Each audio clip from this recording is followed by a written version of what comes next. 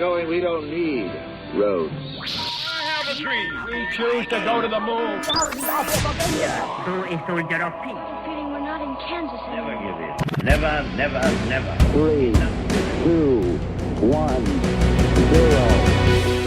If I ask you to tell me the most interesting story about an event that has happened to you, whether funny, scary, or just interesting, I'm pretty sure you could come up with something throughout the course of your life.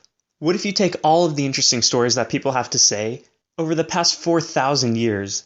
What if you take them all and put them in a bucket where the most interesting ones float to the top and the most boring ones sink to the bottom? How many stories are going to be floating on the top there? I believe that there are billions. And think about the last time you heard someone tell an interesting story, how captivated you were by it. Well, the idea of this show is to bring you the most captivating stories and entertain you, whether they come from scientists, mathematicians, political figures, average people that you've never heard of before, criminals, or pretty much anyone. That is the goal here. And when you search in Google for interesting stories, maybe you've poked around Wikipedia a little bit where you can click on any link you want and end up anywhere on the internet with access to any bit of information you could ever imagine. But how consolidated is it, and how easy is it to actually find interesting stories there?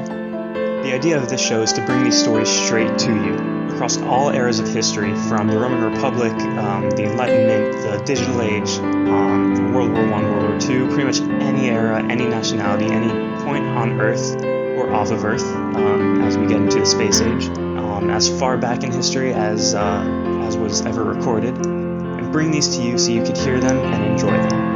You will be amazed at what you can find out about people when you actually go and dig up and find research on them. For example, think Thomas Young is the physicist who did the double slit experiment. Did you know that he was also partly responsible for deciphering the Rosetta Stone? What kinds of stories and struggles happened along the way so that he could decipher the Rosetta Stone? This is what I mean when I say that there are so many interesting stories that have happened in the past, and I hope that I can bring some of these to you.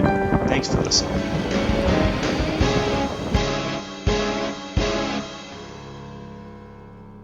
This is Legacies Podcast, and I hope you stay interested, stay inspired, and stay curious.